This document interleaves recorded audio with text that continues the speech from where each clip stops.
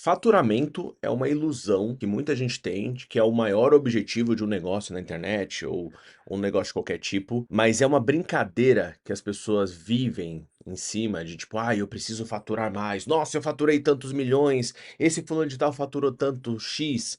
Só que focar demais no faturamento e principalmente se espelhar no faturamento alheio pode ser uma ilusão porque a gente não sabe os bastidores. Se você não consegue ver, por exemplo, quanto aquela pessoa faturou, mas quanto ela lucrou, por exemplo, quanto ela gastou, tudo que deu errado e tudo mais, acaba sendo uma métrica ilusória, porque às vezes a pessoa faturou muito, mas lucrou pouco, coisa que eu já cansei de ver acontecendo. Esse papo nosso de hoje aqui é para trazer uma discussão de uma coisa que eu tenho percebido muito acontecendo, que é pessoas estão cada vez mais pensando, já há uns bons anos, né?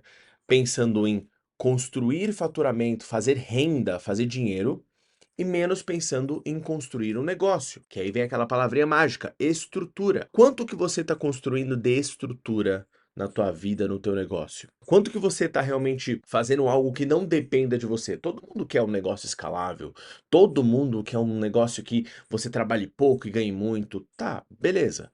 Mas quanto que você está efetivamente construindo aquilo?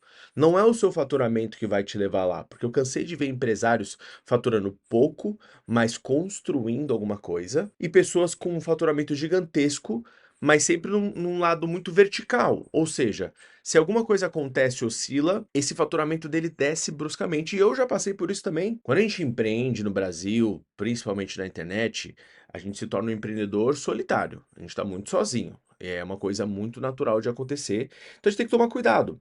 Primeiro, que se a gente olha que a gente é sozinho, delegar, contratar alguém é muito mais complicado, porque a gente sabe que a gente sabe fazer tudo muito bem, ninguém vai fazer igual a gente. E mesmo a hora que vai contratando, delegando, o que eu vejo é sempre assim, o dono de negócio aqui, a pessoa contrata alguém nesse patamar aqui, ou seja, o dono de negócio está aqui, contrata alguém para fazer algumas tarefas mínimas, mas tem uma discrepância aqui de proatividade, de produtividade, de capacidade, habilidade. Então, fica sempre o dono de negócio, no caso da empresa digital, preso na operação, porque ele não consegue sair, porque ele contratou alguém que não é tão qualificado, ou até contratou alguém que é qualificado, mas não sabe treinar, não sabe colocar todos os processos em dia para aquela pessoa saber exatamente o que vai fazer todos os dias, sempre depende da gestão dele, e aí já era.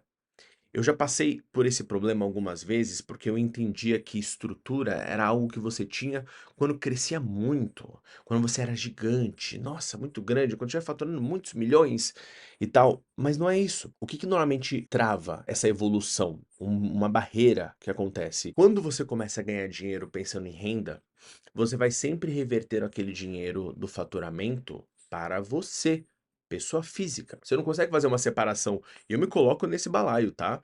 Isso é um problema que eu vivi por muito tempo. Eu acho que até hoje ainda devo cometer esse erro. Mas você não vai fazendo a separação do que é o faturamento da empresa, o dinheiro da empresa, dinheiro que fica lá, realmente uma gestão de empresa mesmo, e do que é o seu salário, prolabore, retirada de lucro, todos esses termos que é uma coisa de gestão de empresa, alguém que é um empresário mesmo, não só um empreendedor, alguém que sabe cuidar de uma empresa. Então, quando você vai ganhando mais dinheiro, qual que é a nossa tendência normal, principalmente para quem já foi funcionário em algum lugar? Pô, eu ganhei um aumento, eu tô ganhando mais dinheiro, eu vou trocar de carro, eu vou trocar de casa, eu vou comprar sei lá, uma viagem, eu vou gastar esse dinheiro, porque eu trabalhei por ele, e eu vivi um certo momento disso na vida. Quem me segue há muito tempo, lá em 2019, 2020, eu tive o meu momento de viver e gastar e estava faturando bem, né? O momento da pandemia foi o péssimo para o mundo, mas para o marketing digital muita gente ganhou dinheiro por causa da venda de cursos e eu comecei a tracionar muito bem e eu comecei a gastar. Gastar, gastar, gastar. Mudei de apartamento, né? Carro, toda aquela coiseira toda viajando. Só que eu vivi aquilo que eu expliquei, que é aquela verticalização, ou seja, a empresa estava muito centrada em mim. Eu tinha pessoas me ajudando, mas era muito centrada em mim. O que que aconteceu?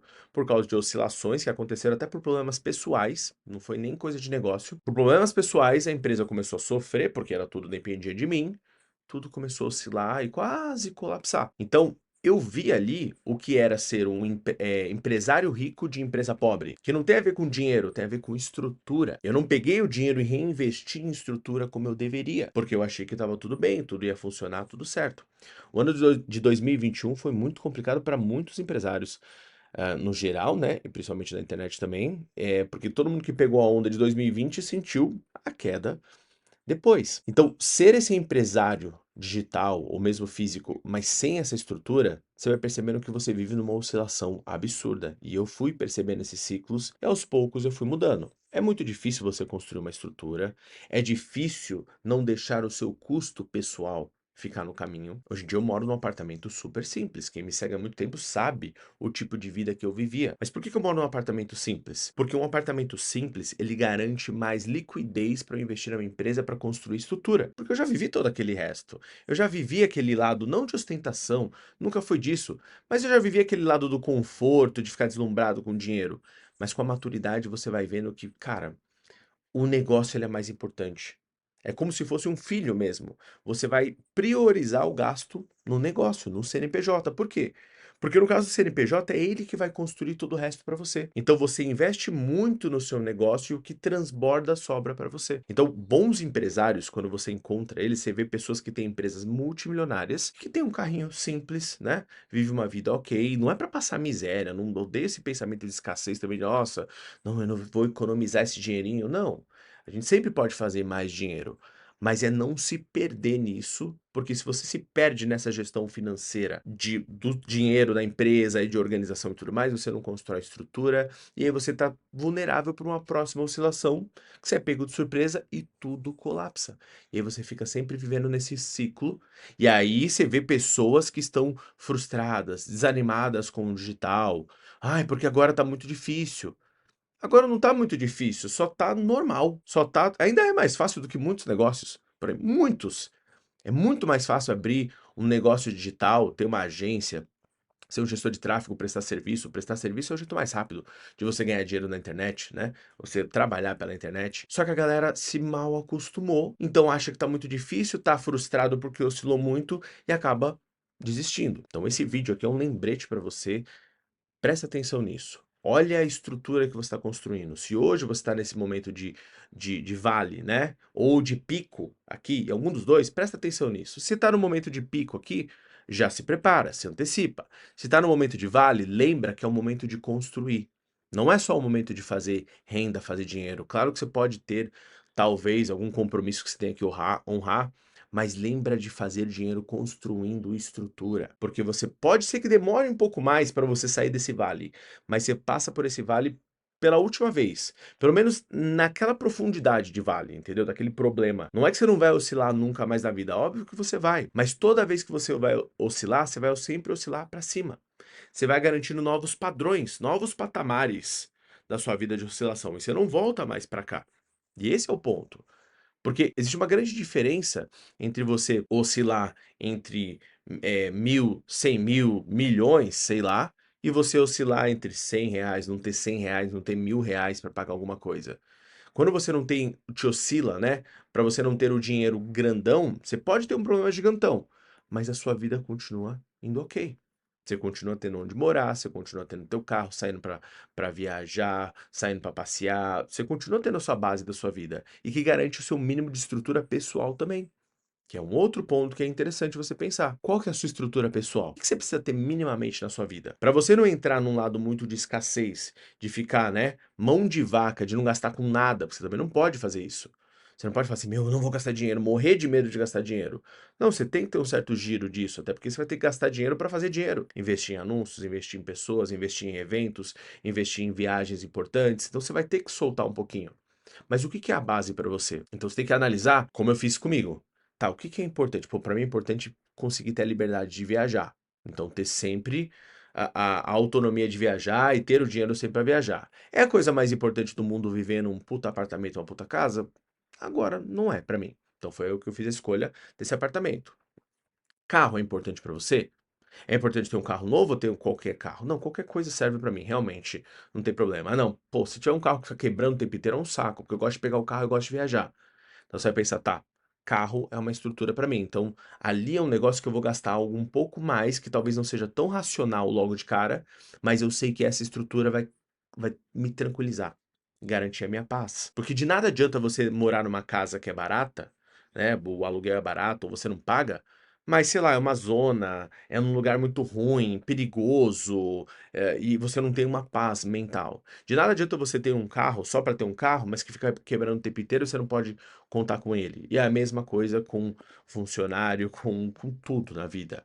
Então você tem que garantir a sua estrutura mínima que não falte, para que quando não faltar, você tenha a paz mental de continuar correndo atrás daquilo que você precisa.